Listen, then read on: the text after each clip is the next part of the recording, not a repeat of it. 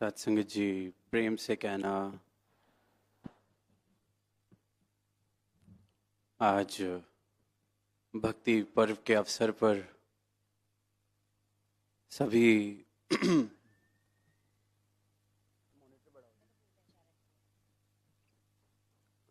भक्ति पर्व के अवसर पर सभी एकत्रित हैं और हर वर्ष की तरह भक्ति भरे जो जीवन रहे हैं, जो इस सूक्ष्म राह पर अपना जीवन जीते हुए जिन्होंने तोड़ निभाई,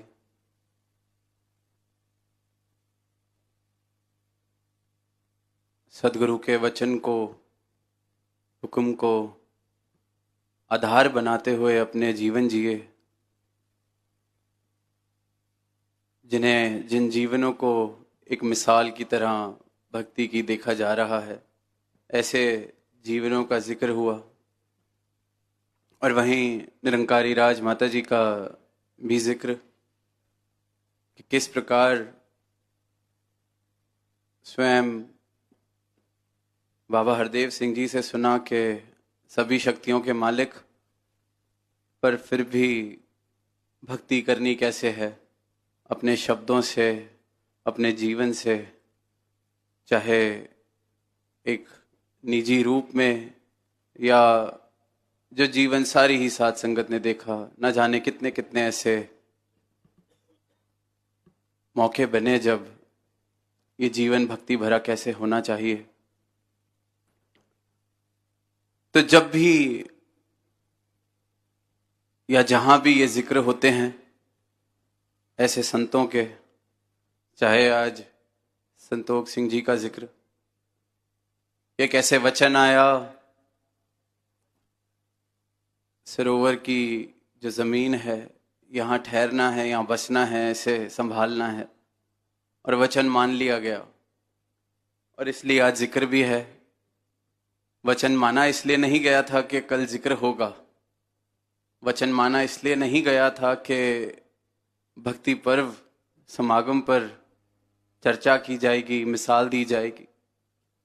वचन माना इसलिए गया क्योंकि वो अपनी भक्ति थी। अगर खुद को सदगुरु का दास कहा तो वचन मानना तो स्वाभाविक हो गया। जो गुरु आखे वो कुछ करना, सेव कमाना सीखिए, तो स्वाभाविक हो गया। तो कोई ऐसी बात नहीं की जो हम कहें कि वाह क्या अनोखा काम है। वचन माना, खुद को भक्त कह रहे हैं, खुद को सदगुरु के दास कह रहे हैं, अपना जीवन अगर इनके ब्रह्म ज्ञान के आधार पर जीने का प्रयास कर रहे हैं, तो सदगुरु का वचन मान लेना स्वाभाविक है। वो कोई गुरसिक कहे कि मैं आज वचन मान के आया हूं तो इस बात की वाहवाही की जाए, तो मतलब कहीं सोच में, होश में, मेरी भक्ति में, या जिसे मैं भक्ति कह रहा हूं, या मेरी परिभाषा जो है, कमी उसमें है। भक्ति तो जीवन जीने का एक ढंग है, एक चुनाव है, एक कला है, जहां भक्त जब इस दातार को पहचान लेता है सदगुरु की कृपा से, तो खुद को सदगुरु के चरणों में यूं समर्पित कर देता है कि अपना सारा कर्ता भाव छोड़ दिया। भक्ति भरा जीवन जीना केवल अगर संक्षिप्त में कहना चाहें तो इतना ही है कि अब मैं कर्ता नहीं रहा, क्योंकि कर्ता से मुझे मिला दिया गया है। जीवन से कर्ता भाव चले जाना भक्ति वाला जीवन जीना हो जाता है। और ये एक चुनाव है, किसी के ऊपर जोर जबरदस्ती करके किसी को भक्त नहीं बनाया जा सकता। और यही परिभाषा है सत्य की एक ही परिभाषा हो सकती है, जिसे समझ आ जाए तो वो दुनिया के जिस भी कोने में हो वो भी वही परिभाषा बोलेगा जो दुनिया के इस कोने में बोली जा रही है। सदगुरु का जब ब्रह्म ज्ञान मिलता है, भक्ति सही मायनों में जीवन में आती है, तो भक्ति की परिभाषा मेरी आपसे अलग नहीं हो सकती या किसी की मुझसे अलग नहीं हो सकती, क्योंकि भक्ति सत्य है और सत्य की परिभाषा अपनी अपनी नहीं हो सकती, एक ही हो सकती है। सूरज चढ़ा है तो सबके लिए सत्य है, क्योंकि इस पल का वो सत्य है। और भक्ति और ये ब्रह्म ज्ञान तो आद से सत्य है, जुगाद से सत्य है, आगे भी सत्य रहने वाला है। तो सदगुरु ने ये सत्य दिया है जिसकी प्राप्ति के बाद परिभाषाओं की कोई गुंजाइश नहीं रह जाती। परिभाषाओं की गुंजाइश तब तक है जब तक नाता असत्य से है, माया से है। तो जैसे कि दास ने पहले कहा कि एक भक्त अगर खुद को भक्त कह रहा है या मैं प्रयास कर रहा हूं भक्ति भरा जीवन जीने का, तो वचन मान लेना कोई बड़ी बात नहीं है, ये तो स्वाभाविक है। दूसरी तो कोई चॉइस ही नहीं बचती, चॉइस है ही नहीं। पर क्योंकि जिस समय में हम जी रहे हैं शायद भक्ति उस गहरी तल पर हम भक्ति के नहीं पहुंचे हैं, तो कभी कभी लगता है कि चलो नहीं माना तो कोई बात नहीं, खुद को ही अलाउंस दे देते हैं, नहीं माना तो कोई बात नहीं। और फिर जब आसपास देखते हैं कि हाँ और भी हैं जो नहीं मान रहे, कहा वचन आया कि सरोवर पे रह जाइए, वो रह गए, आज मिसाल दी जा रही है। और कभी कभी एक ही बात कितनी बार कहनी पड़ती है, फिर भी नहीं मानी जाती, फिर भी कोई फर्क नहीं, फिर भी कोई असर नहीं। तो कहने वाला भी कहता है चलो जो कह रहा हूं वो नहीं किया जा रहा, कम से कम जिस चीज की मनाही है वो तो नहीं कर रहे। तो ये समझौता भी फिर कहने वाला ही कर लेता है कि चलो जितना कहते हैं उतना नहीं कर रहे, पर कम से कम जो कहने से मना किया है उस लकीर को तो पार नहीं किया जा रहा। और फिर देखते हैं कि हम सब अंतर्यामी हैं, अपने अपने जीवन में ऐसे मोड़ भी आते हैं कि जो लकीर खींची कि इसके पार ना जाना, हम उसके पार भी चले जाते हैं। एक बार कहा, 10 बार कहा कि ये कर लीजिए, नहीं किया तो कहने वाले ने कहा कि चलो कोई नहीं। पर जिस चीज के लिए कहा ये चलो मत करना और वो मैं जाके कराऊं, तो फिर कहने वाला भी अब क्या कहे।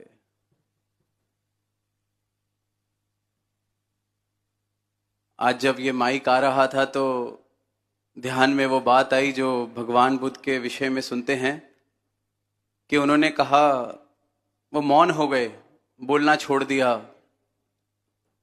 तो जब उनसे पूछा गया कि आप अब अपने शब्दों का इस्तेमाल क्यों नहीं करना चाहते, आप ये जो आपको हासिल हुआ है सत्य,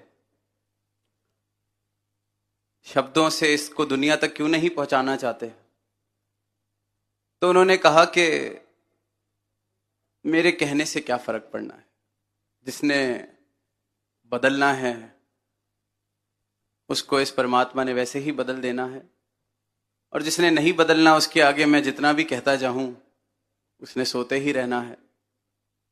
तो दास ये सोच रहा था कि पता नहीं उन्होंने ये किसी बात से थक कर बोला या एक गहन एहसास था कि ये बात ही सत्य है इसलिए बोला, पर हमारे भाग कितने ऊंचे कि सतगुरु चाहे यहां तक हमने मजबूर किया कि यूं कह दिया कि मैं पानी में मधानी मार रहा था, पर फिर भी इन्होंने कहना नहीं छोड़ा, फिर भी राह दिखा रहे हैं। यहां तक कह दिया कि या तो बख्शने वाले को रुकना पड़ेगा या गुनाहगार को रुकना पड़ेगा, फिर भी राह दिखाए जा रहे हैं। ये नहीं कहा कि कहने का क्या फायदा, राह दिखा रहे हैं कि चलो कम से कम वो लाइन तो पार नहीं की जा रही कि ये नहीं करना। तो समागम से ही आत्मा मंथन का विषय चल रहा है, तो आज भक्ति पर्व पे भी आत्मा मंथन इसी बात का होना चाहिए कि भक्ति है क्या, मेरे लिए भक्ति क्या है। क्या मेरी भक्ति अभी भी मेरी परिभाषा के अनुसार है? तो मतलब सही मायनों में भक्ति अभी भी नहीं हो रही है। कुछ पंक्ति हम संगत में अक्सर सुनते हैं कि सुध दारा और लक्ष्मी पापी के भी होए, संत समागम हरि कथा तुलसी दुर्लभ होए।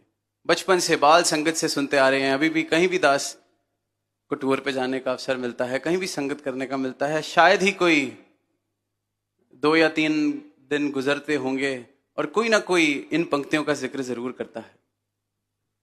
मन में बड़े समय से ख्याल था इन पंक्तियों को लेके।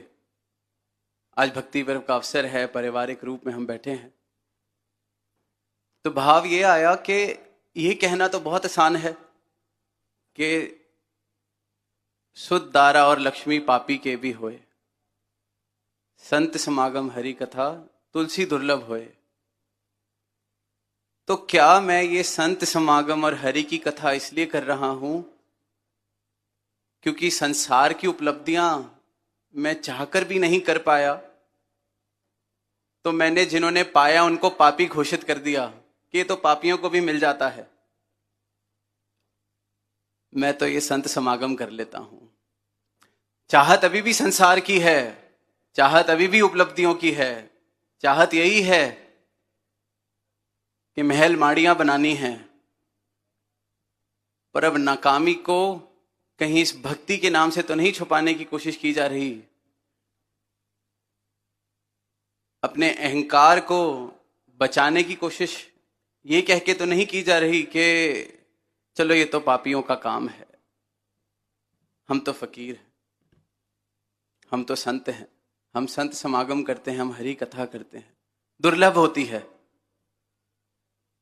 पैसा तो हर पापी कमा लेता है, संसारिक उपलब्धियां तो हर पापी बना लेता है। तो ये अपनी परिभाषा। बात समझने वाली ये थी कि ये तो जिन्हें कहा गया कि ये जो सुध दारा और लक्ष्मी पापी के भी होए, कि ये तो संसार की माया है, सही मार्ग से भी कमाई जा सकती है, और जो पाप के रास्ते पे चल रहा है, किसी को नीचा खींच रहा है, दुख पहुंचा रहा है, वो भी ये कमा सकता है। दोनों तरीके हैं। अपनी लकीर बड़ी करके भी कमाई जा सकती है, किसी की लकीर छोटी करके भी कमाई जा सकती है, संसार की माया। पर फिर भक्ति करते हुए मेरे मन में ये सवाल क्यों आता है कि मैं तो संगत आता हूं, मैं तो किसी का दिल नहीं दुखाता, पर वो देखो पापी, उसका घर कितना बड़ा हो गया है, मुझे तो नौकरी से भी निकाल दिया जहां मैं नौकरी कर रहा था। बात समझने वाली है। भक्ति का मार्ग मैंने उन संसार की उपलब्धियों को प्राप्त करने के लिए अगर चुना है, तो परिभाषा पहले ही दिन गलत हो गई। वो बात अलग है, ये बख्शिश में झूंगे में जो मर्जी मेरी झोली में डाल दें, सब कुछ जो डाला है इन्होंने ही डाला है। पर भक्ति की परिभाषा ये है अगर कि मैं अच्छा इसलिए बोलता हूं, दिल इसलिए नहीं दुखाता क्योंकि ये मुझे इस भक्ति की रास्ते से कमाना है। भक्ति की राह कर्ता भाव को त्यागने वाली राह है। जीवन से कर्ता भाव खत्म हो जाए तो मैं भक्त बन सकता हूं, लेकिन अगर सुध दारा और लक्ष्मी के लिए ही भक्ति की जा रही है और मन में बार बार ये सवाल आ रहे हैं, वो देखो पापियों को मिल रहा है, दिल दुखाने वालों को मिल रहा है, झूठ बोलने वालों को मिल रहा है, मुझे नहीं मिल रहा, मन में ये भाव। और फिर अंत में खुद को समझाने के लिए, समझौता करने के लिए मैं भी कह दूं चलो संत समागम हरि कथा, ये तो बड़ी दुर्लभ है, मुझे दुर्लभ हीरा मिला है, दुर्लभ भाव मिले हैं, पर बचा मैं अहंकार को ही रहा हूं। तो ये भाव भी आत्मा मंथन करने योग्य है कि कहीं ये भक्ति, क्योंकि संतों ने कह दिया दुर्लभ है। जैसे दुनिया में जिसके पास हीरा है उसे अमीर कहा जाता है क्योंकि उसके पास एक दुर्लभ वस्तु है। हीरे की कीमत इसलिए दुर्लभ है, सबके हाथ में एक एक हीरा पकड़ा देंगे तो हीरे की क्या कीमत रह जाएगी, तो इसलिए हीरे की कीमत माया है।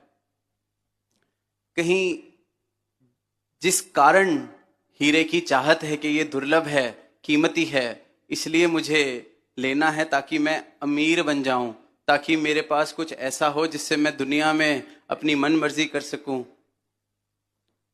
खर्चा कर सकूं, जैसा जीवन चाहता हूं वैसा जी सकूं, उसकी दुर्लभता के कारण उसकी कीमत है। संसार की हर वस्तु की कारण दुर्लभता की वजह से है।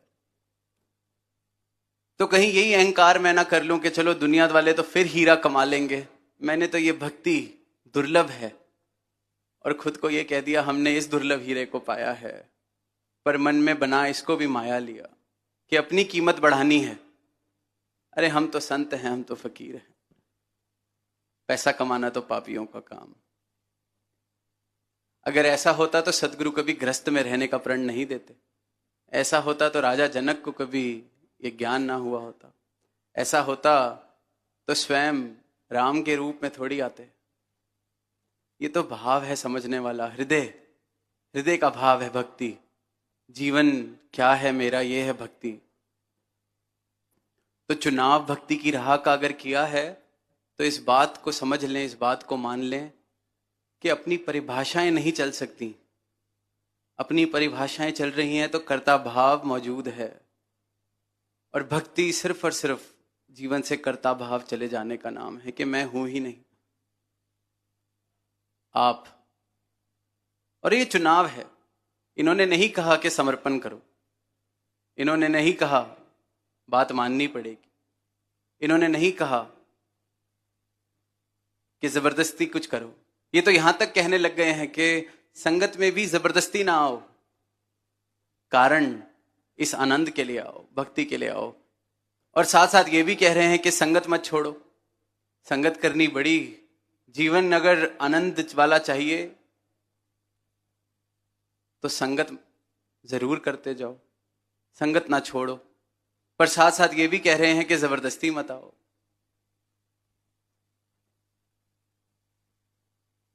जोर जबरदस्ती का तो सौदा भक्ति है ही नहीं, प्रेम का सौदा है। प्रेम में जोर जबरदस्ती नहीं होती, और जिससे अगर हम जोर जबरदस्ती के रिश्ते को प्रेम कह रहे हैं तो फिर तो प्रेम क्या है ये बात ही नहीं समझ आई। और दुनिया के मालिक के साथ रिश्ता बनाना है तो ये अपनी मर्जी से ही बनना चाहिए। तभी इन्होंने हमें स्वतंत्र किया है, तभी ये जीवन दिया है। भक्ति एक चुनाव है, भक्ति जीवन जीने का एक ढंग है। और जब ये चुनाव कर लिया तो फिर वहां अपनी मैं नहीं रहती। ये ऐसा एक चुनाव है जो मेरे जीवन का आखिरी चुनाव हो। ये चुन लिया तो अब आपने चुनना है, आपने रास्ता दिखाना है, आपने चलाना है। और कतई, क्योंकि इसके बाद जो नौजवान दास की उम्र के हैं वो कहेंगे कि मतलब कुछ करना ही नहीं, सब कुछ अपने आप होगा, तो फिर हम कोई इच्छाएं छोड़ दें, कोई प्राप्तियों के प्रयास छोड़ दें? बिल्कुल नहीं। जो कुछ पाना है, जितनी आज सोच है पाने की, दास कहेगा उससे 1000 गुना बड़ी सोच करके पाने का प्रयास किया जाए। पर नहीं मिला तो मैं करता नहीं था, कर्ता भाव छोड़ना ये कहा गया। अपनी अपनी परिभाषाएं हम छोड़ दें तो भक्ति की राह पर चल पड़ेंगे, भक्ति की राह पर चलने लग गए हैं। क्योंकि परिभाषा बनाने में इंसान बहुत आगे है, अपनी मन मर्जी से कुछ भी बना लेता है। जैसे हम सब ने बख्शनहार होने की एक परिभाषा बना रखी है कि ये बख्शनहार तब होंगे अगर ये करेंगे तो। जैसे कभी कभी होता है, मेरे घर नहीं आए, आएंगे, क्यों नहीं आए, मुझसे नाराज हैं, लाइन में नजर नहीं मिली, मुझसे नाराज हैं। खुद ही मैंने कह दिया है मुझसे नाराज हैं, खुद ही मैंने सोच लिया कि यहां आएंगे, ये करेंगे तो ये बख्शनहार हैं। मैं सर्टिफिकेट देने वाला सदगुरु को कौन हूं कि ये बख्शनहार हैं कि नहीं? और इन्होंने कब कहा कि मुझे तुम्हारा सर्टिफिकेट चाहिए? कहे अवतार गुरु दे बाजो, दरगाह रहंदी पत नहीं। दरगाह में तो मुझे ये चाहिए, मेरी तरफ, मेरे पक्ष में खड़े ये मुझे चाहिए, मेरा सर्टिफिकेट इनको नहीं चाहिए कि ये बख्शनहार हैं कि नहीं। जिसदा पख करे तू स्वामी, उस बंदे लई मौज बहार। मौज बहार के लिए इनका पख मुझे चाहिए। मैं इन्हें बख्शनहार होने का सर्टिफिकेट दे रहा हूं कि नहीं, इस बात से इन्हें कोई फर्क नहीं पड़ता, ना इन्हें मुझे कहा है। पर कमाल की बात यही है कि ये इकलौता ही दर है इनका जहाँ मैं इनको सर्टिफिकेट भी दे रहा हूँ, जहाँ अपनी मर्जी से आ भी रहा हूँ, जा भी रहा हूँ, घर जाके ये भी कहूँगा कि आज संगत में ये ठीक था, ये नहीं था, और फिर कल उठ के दोबारा इनकी संगत में आके इनके आगे खड़ा हो जाऊँगा। ये फिर भी नहीं कहेंगे, बस इतना ही कहेंगे, दिल नहीं लगता कहीं भी जाइए, कोई ज़बरदस्ती नहीं है। तो अपनी अपनी परिभाषा छोड़ते चले जाएं, अपनी अपनी परिभाषा छोड़ते चले जाएं, इनकी ही परिभाषा हो। तो आज जहाँ भक्ति पर्व है, तो दास भी इस भक्ति की राह पर इनकी कृपा से ये चला रहे हैं और आगे भी चलता रहे। तो अपने लिए एक अरदास, आज सुबह से ध्यान था कि सारी ही संगत भी है, सबके सामने, सदगुरु के सामने यही अरदास कि अब इन्होंने जो प्रेम दिया है, इन्होंने अपना बनाया है,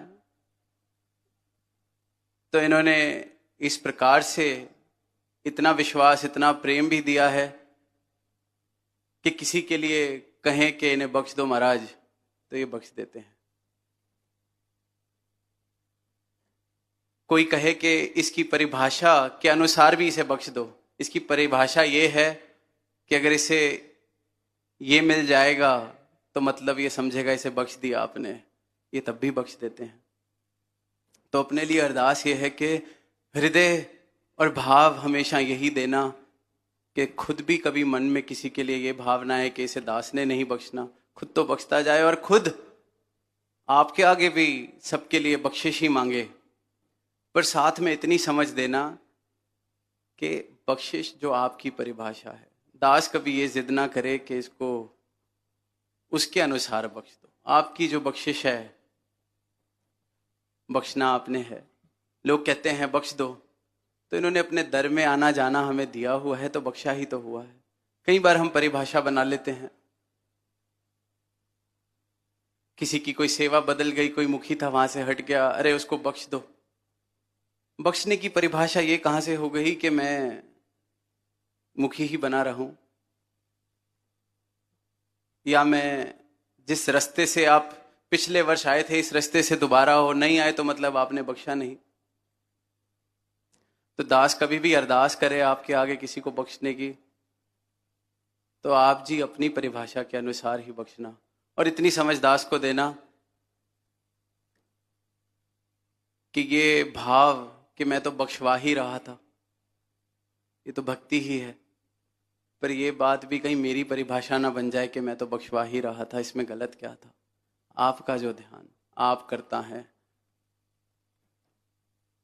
अपनी परिभाषा मेरी कोई ना हो इस राह पर, तो आनंद है। और ये याद रहे कि मुझे कोई अधिकार नहीं, ना इन्होंने मुझसे कोई सर्टिफिकेट मांगा है। दरगाह में मुझे ये अपने पक्ष में चाहिए, भक्ति ये है। अपनी परिभाषा के अनुसार जो कुछ किया जा रहा है वो भक्ति नहीं। तो अरदास यही कि मन में कभी ये भाव ना आए कि कहने का क्या फायदा, आप जी कह रहे हैं तो हम भी कभी ना थके। आप ये आशीर्वाद दो, जैसा आप जी का ध्यान है वैसा ही भाव हर एक संत का हो, उसी भाव से सब सेवा करें, उसी भाव से सब सत्संग में आए, उसी भाव से ये भक्ति का आनंद सब माने। अपनी अपनी परिभाषाएं आप सबकी खत्म कर दो, जो आप जी का ध्यान, जो आप जी की परिभाषा, सिर्फ और सिर्फ इतनी ही बात रह जाए। कहना बड़ा आसान हो जाता है, विचार खत्म हुई, संगत खत्म हुई, पीछे कोई मिलेगा कि आज तो आपने रुला दिया। चाहे परिवार में, चाहे जो निकट में है, बड़ा आसान है, आज आपके विचार ने झंझोड़ दिया। तो सतगुरु मनोरंजन के लिए विचारे नहीं करते, फीडबैक लेने के लिए विचारे नहीं करते। सिर्फ ये कह देने से कि आज आपने रूह को हिला दिया, आज आंसू आ गए, आंसू आ रहे हैं, आंसू लेके खड़े हो गए उनके आगे कि आज आपने क्या कह दिया, आज आपने गुरदास की परिभाषा बता दी। तो फीडबैक मैकेनिज्म नहीं है। मेरा जीवन आपके वचनों के अनुसार बन सके, ऐसी कृपा, ऐसी अरदास हम अपने सबके लिए करें। तो ये भक्ति पर्व, आत्मा मंथन यही किया जाए